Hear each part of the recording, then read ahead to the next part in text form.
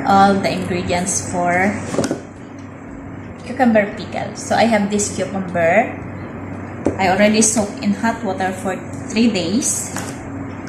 1/4 cup of apple cider vinegar. 1/2 cup of white vinegar. 1/3 cup of sugar. 3/4 cup of water and 1 tablespoon of salt. So now we have to combine all together.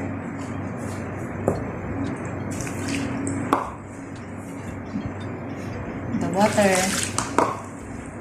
the white vinegar, and the sugar. So just mix together.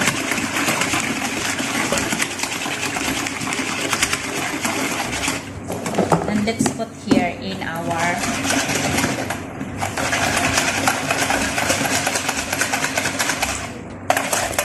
cucumber.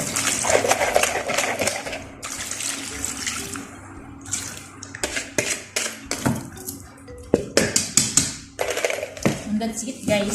So ferment and put in refrigerator before using this one.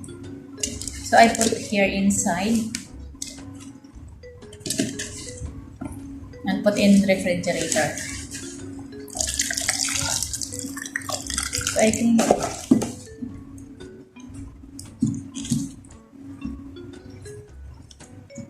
this is now our finished product of cucumber pickle. So you can add, guys, garlic and rosemary. For me, I didn't add.